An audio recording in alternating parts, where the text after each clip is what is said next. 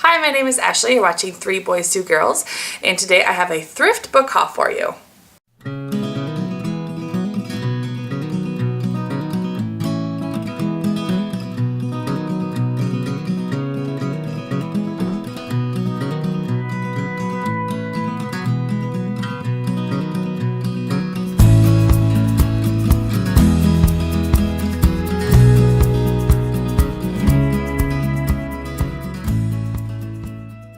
So today is actually Black Friday, and I am not a big Black Friday shopper, but my favorite bookstore that is in town, they had a Black Friday sale, which is just a bag sale, which they normally have, where you can fill a tote with any books you want for $20.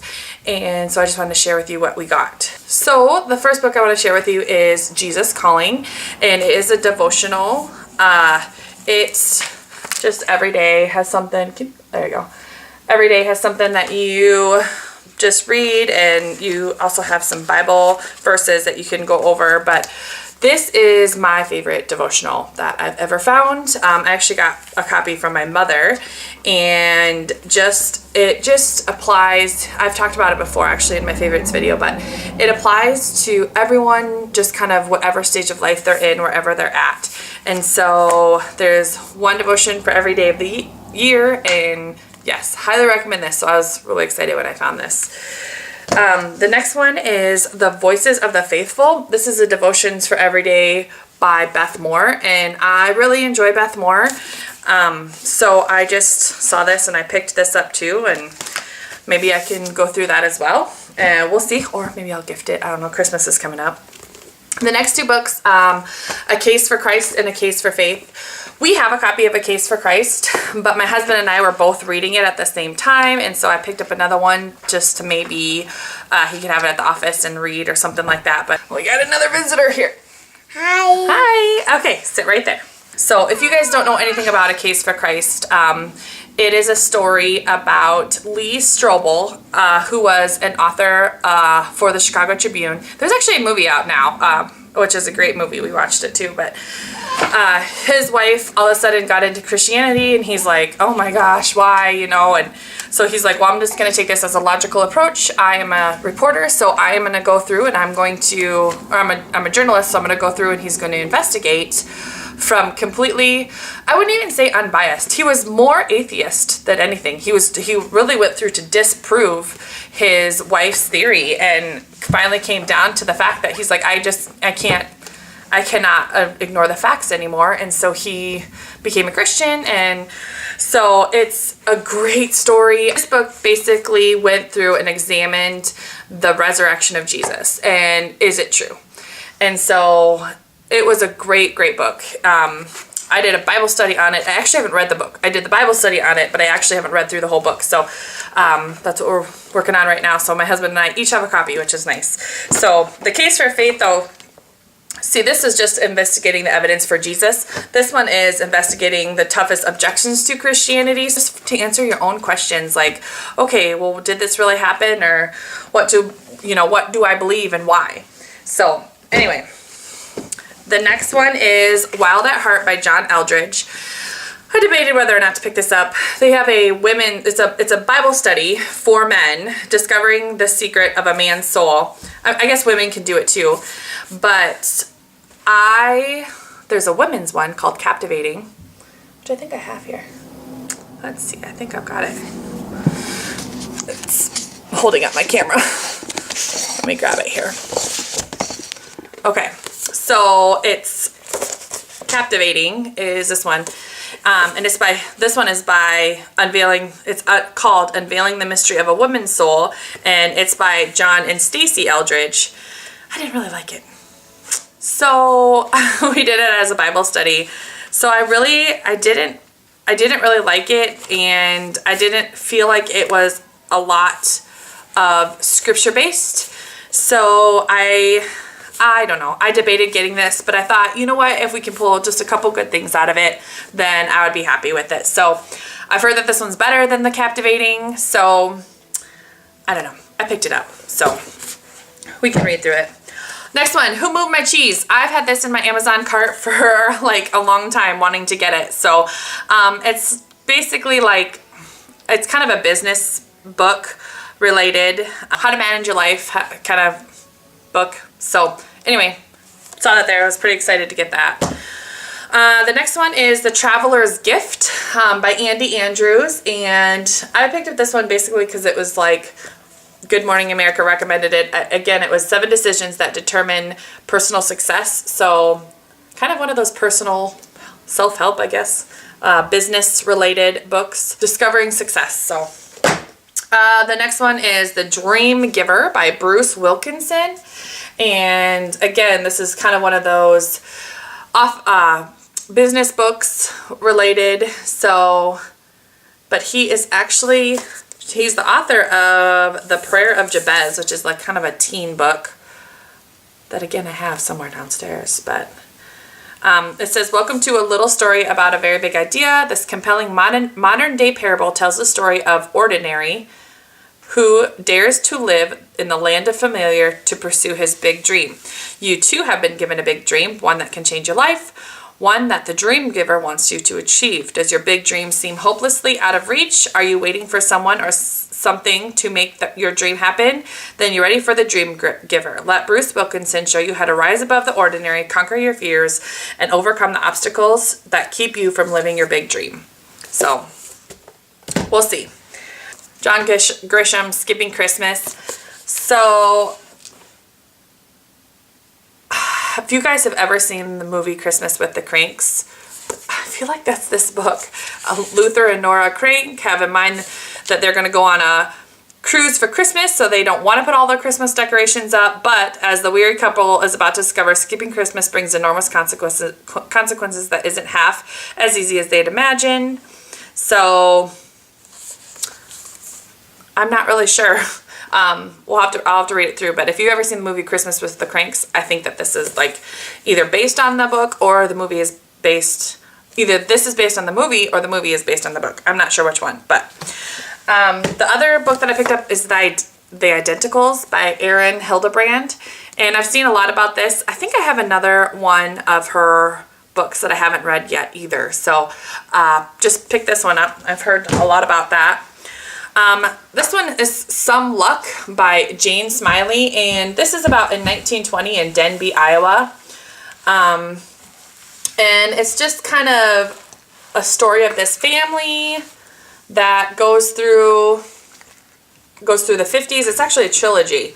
So this is the first one in a trilogy. So anyway, it goes through, it's a literary adventure through cycles of birth and death, passion and betrayal that will span a century in America. I don't know. Another one that I've never read, The Help. I've actually never read this book and I don't own a copy, so I picked up one of those. This is In His Steps, What Would Jesus Do? They have a lot of old books with like the old binding on them, and I really thought that this one looked kind of cool. Actually, I'll probably never read it, but just to have as kind of a decoration. But inside is like, oops, there is a little like ribbon bookmark with the 23rd Psalm on it, like really old and loved, and so I thought that was really cool. And I picked up another book, The Bridges of Madison County. Never seen the movie, but I just thought, hey, I'll pick it up. I'm not sure, did the book come before the movie or the movie before the book? I'm not really sure, so we'll take a look at that. So I did pick up a couple kids books as well. This first one is called Shiver. So this is about, it says, Grace spent years watching the wolves in the woods behind her house. One yellow-eyed wolf, her wolf, watches back. He feels deeply familiar to her, but she doesn't know why. And then Sam has lived 2 lives as a wolf. He keeps the silent company of the girl he loves. And then, for a short time each year, he is human, never daring to talk to Grace until now. For Grace and Sam, love has always been kept at a distance, but once it's spoken, it cannot be denied. Sam must fight to stay human, and Grace must fight to keep him, even if it means taking on the scars of the past, the fragility of the present, and the impossibility of the future. So I am going to do some research. I'm not exactly sure what grades these this would be for. It does not say. It is from Scholastic, but I'm assuming it's a teen book, so we might have to wait with that one. The next one is The Voyages of Dr. Dolittle, The Lord of the Rings, The Two Towers. And so I thought anytime like books like this pop up that we like, and maybe I even have a couple of them, but I always pick up other copies because between me and the kids, if you know my kids get older and want to take a copy or a set of books with them when they move out, I just kind of like to pick up stuff, especially during these bag sales where I can basically throw them in and they're basically for free. But this is the Dragon's Guide to the Care and Feeding of Humans. And so I've heard a couple people talk about this actually. And so I saw this and it looks like a really nice copy with a nice dust jacket. So I just picked this one up too. I don't really know much about it though. The next one, Climbing the Stairs. Again, I don't really know much about this one, but it's about a 15-year-old girl with dreams of going to college, an unusual proposition for a girl living in British-occupied India during World War II. So, again, I think it's kind of like a love story again. So, we'll see. This is a new kind of book that I've picked up, The Doppelganger Chronicles, and it is a graphic novel. And so I don't really pick up a lot of these, but they do have some like sections of words too, and then some graphic parts. So I don't know. We'll see. My 10-year-old might like these, but this is called The First Escape, and so it's the first one in there. So we'll see if he likes it, and we can always pick up some more. I picked up a copy, Classic Illustrated, or the Great Illustrated Classics, Little Women. This one, Charlie Bone and the Time Twister. I don't really know much about this either, but it looked interesting. This is actually the second book. The first book is Midnight for Charlie Bone, but the back says Charlie Bone hopes that the new term at Bloor's Academy will hold no nasty surprises, but when Henry Ubeam appears, twisted through time from an icy winter of 1916. That with the scheming Ubeam aunts on the prowl and the Bloors out to catch him, Henry will need Charlie's help to stay alive. Bloor's Academy can be a very dangerous place. So it almost sounds like Harry Potter-esque. So we'll see. We'll see if he likes it. Okay, next I actually picked up 2 copies of Hatchet, which I've actually been looking for this book. My 10-year-old is really into kind of like that survival books and stuff like that. He's actually like every survival book that we actually have on hand, he's just devoured. And so I've actually been looking for this one, and there were actually 3 copies there, but I only picked up 2. And then I also picked up The River, which is the sequel to it. So I'm really excited for him to get started on those. This is Walk Across the Sea. I'm not actually really sure what it's about, but it is set in California in 1886, and so I thought it would be good for historical fiction. It's by Scholastic, so again, I'm thinking that it's for young readers. Probably, I'm guessing, probably 3rd to 5th grade, I'm assuming, from the size of the font and stuff, so I'm not really sure.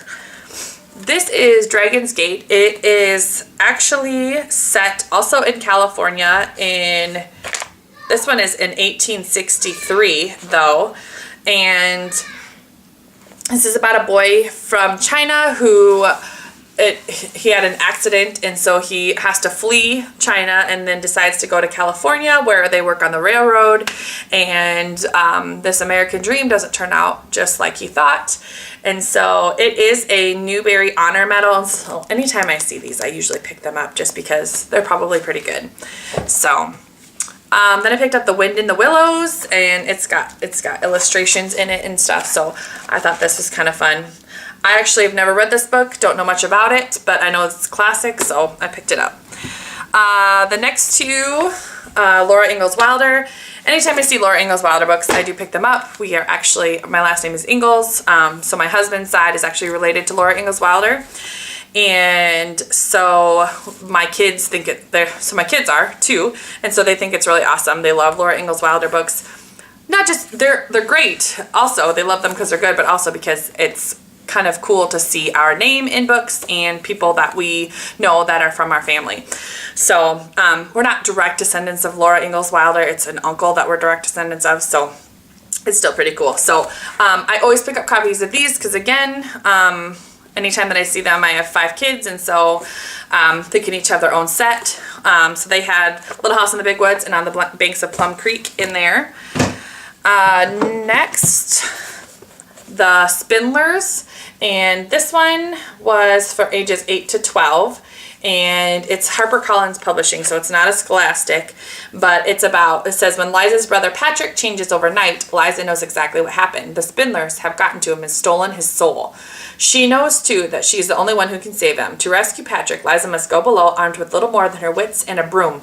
There, she uncovers a vast world populated by talking rats, music-loving moles, greedy troglodytes, and overexcitable nids, as well as strange monsters and terrible dangers. But she will face her greatest challenge at the Spindler's Nest, where she must pass a series of deadly tests, or else her soul, too, will remain below forever.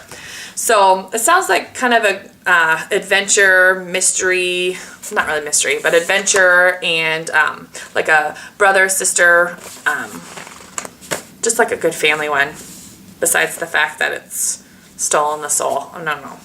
That sounds good. The next book I have is Number the Stars by Lois Lowry, and I do not have a copy of this, and I've been looking for a copy. So the last book I have for you is called The Misfits, and this is for ages 10 to 14. And so again, I don't really know much about this. I just kind of saw it looked interesting. It's by Aladdin Fiction, so it's an Aladdin paperbacks. So I don't know. Scholastic usually is pretty spot on. So some of the other publishing companies are I hit and miss. So I'm not really sure about this one, but we'll give it a shot. So that is it. That's everything that I've gotten. So that is 33 books that I got for $20 actually when I went to this book sale. Really good deals, less than $1 for a book. And I did get some nice hardcover ones and stuff. So and I got some ones that I'm really excited about. So anyway, that's all I have for you guys. Thanks for watching. Bye.